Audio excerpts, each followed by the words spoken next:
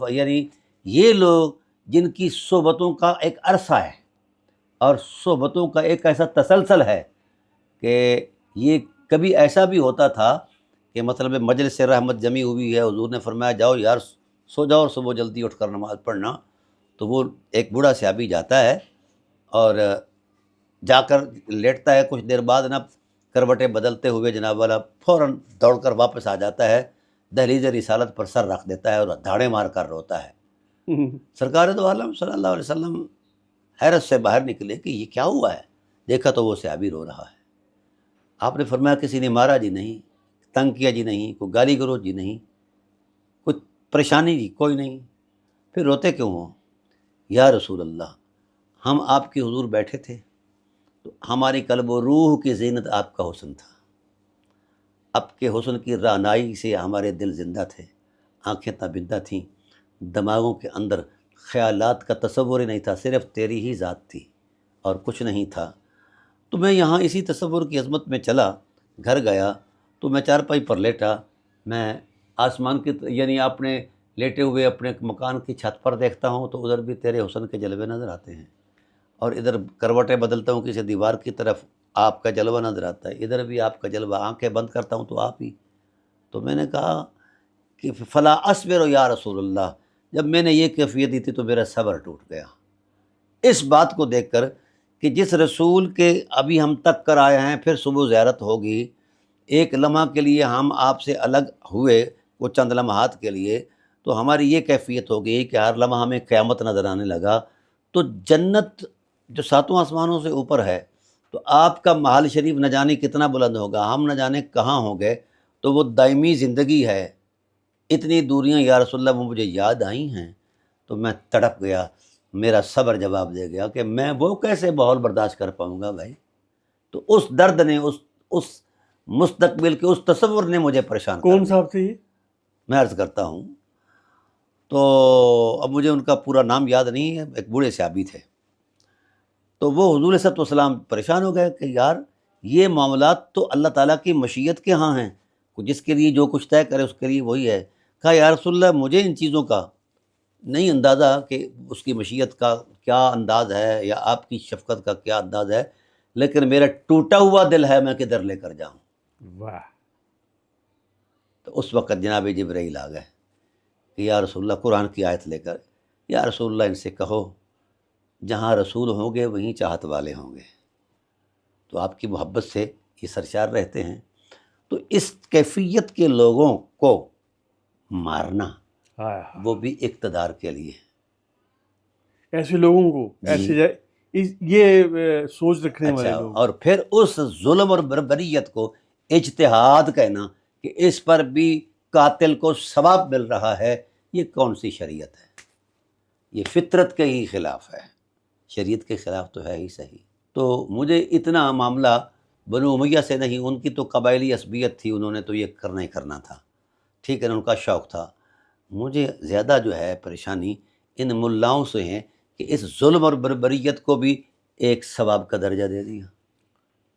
یہ ظلم اور قتل عام اور بربریت کا دروازہ کھول دیا، اور یہاں انہوں نے ایک خیال آرائی کی ہے اس اجتہاد کے درجے میں کہ جو شخص تلوار کے زور پر ظلم اور بربریت کے تصور میں مسلمانوں پر غالب ہو جائے، مسلط ہو جائے، اب اس کی اطاعت واجب ہے۔ پھر دین اسلام کدھر گیا؟ وہ صالح قیادت کے تقاضے کدھر گئے؟ وہ قوائف کدھر گئے جو آپ نے خلافت کے لیے ترتیب دیے تھے؟ تو ملا جب چاہتا ہے، اس لیے وہ ڈاکٹر اقبال نے کہا تھا یہ ایسی قرآن کی تفسیر کرتے ہیں، نہ خدا کو پتہ ہے، نہ رسول کو پتہ ہے، نہ جبرائیل کو اس تفسیر کا پتہ ہے، صرف ملا کو پتہ ہے۔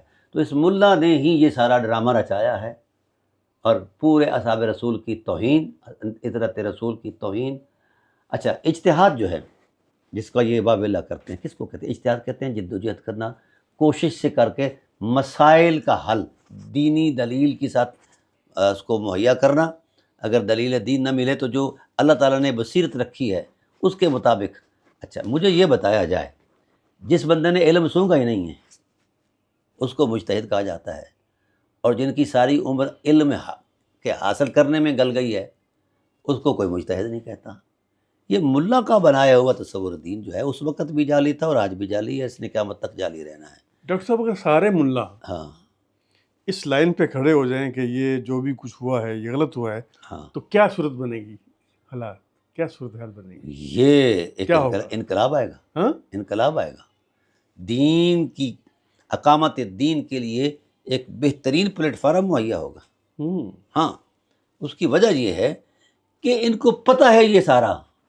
شدید بارشوں کی وجہ سے خیمہ علی اکبر شہید ہو گیا تھا. یہ نقوی البخاری سادات کا 700 سالہ پرانا مرکز مذہبی یگانگت کا خوبصورت گہوارہ ہے. اب اسی مقام پر امام بارگاہ خیمہ علی اکبر علیہ السلام کی بنیاد رکھ دی گئی ہے.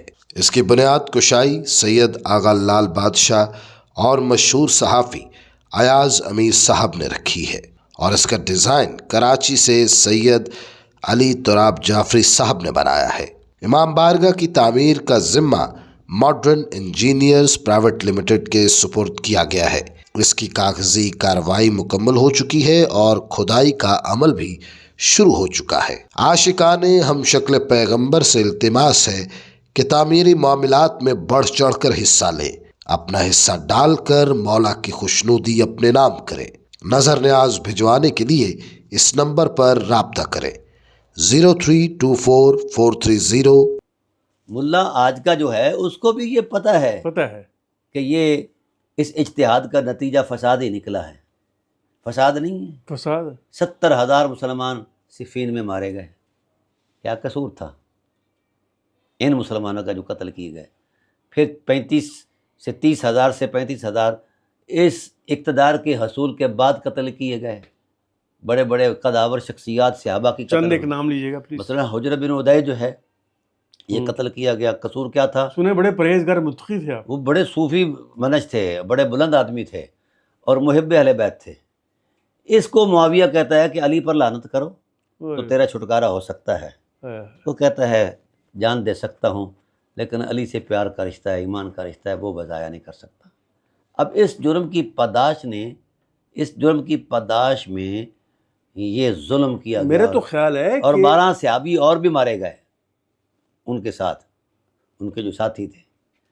تو جو شخص اس ظلم اور بربریت کو بھی اجتہاد کہتا ہے اس سے بڑا دین کا غدار اور کوئی وہ نہیں ہو سکتا. حجر بن ادے کندی، ہاں، ان کا جو قتل ہوا ہے اس پہ تو پوری امت مسلمہ کو ایک سائڈ پہ کھڑے ہو جانا چاہیے. امت مسلمہ ایک سائڈ پر ہے لیکن ملا نہیں ہونے دیتا. وہ ملا کتنے ہوں گے؟ جس کو چوری ڈالو وہ دوسری طرف ووٹ دے گا.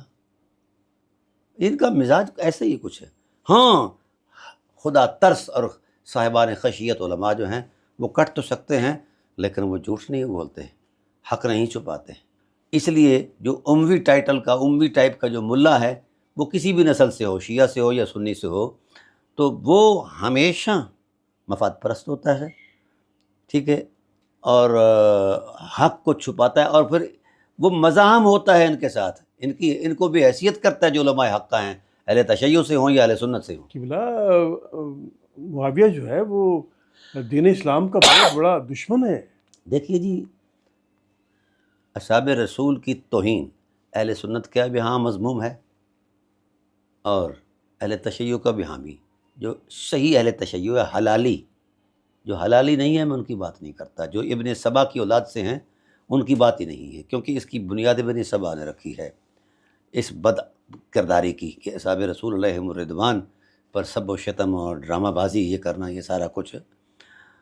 تو اس قسم کا جو تشیع وہ تشیع نہیں ہے. وہ کیا خوبصورت فرمایا قبلہ سید علی خامنائی نے. وہ فرماتے ہیں یہ ہمارے ایران میں جو ایسا کرتا ہے نا اصحاب رسول پر زبان درازی، وہ ایرانی شیعہ نہیں، وہ برطانوی شیعہ ہے. تو میں انہی کے اس چربے کو استعمال کرتے ہوئے کہتا ہوں جو پاکستان کے اندر ایسا شیعہ ہے جو اصحاب رسول کی توہین کرتا ہے وہ پاکستانی نہیں، وہ برطانوی شیعہ ہے، برطانوی سنی ہے.